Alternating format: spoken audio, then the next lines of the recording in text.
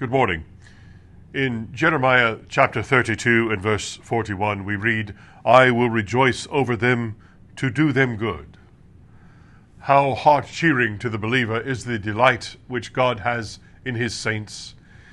We cannot see any reason in ourselves why the Lord should take pleasure in us.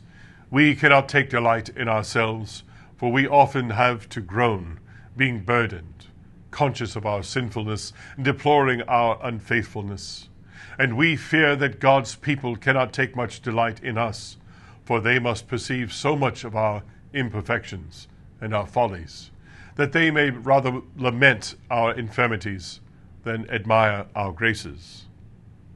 But we love to dwell upon this transcendent truth, this glorious mystery, that as the bridegroom rejoiceth over the bride, so does the Lord rejoice over us.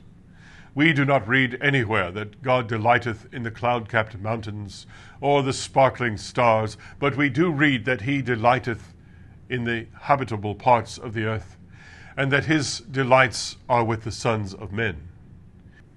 We do not find it written that even angels give his soul delight, nor doth he say concerning cherubim and seraphim, "Thou shalt be called Hephzibah, for the Lord delighteth in thee." But he does say all that to poor fallen creatures like ourselves, debased and depraved by sin, but saved, exalted, and glorified by his grace. In what strong language he expresses his delight in his people. Who could have conceived of the Eternal One as bursting forth into song? Yet it is written, "He will rejoice over thee with joy. He will rest in his love. He will joy over thee with singing." As he looked upon the world he had made, he said, "It is very good." But when he beheld those who are the purchase of Jesus' blood, his own chosen ones, it seemed as if the great heart of the Infinite could restrain itself no longer, but overflowed in divine exclamations of joy.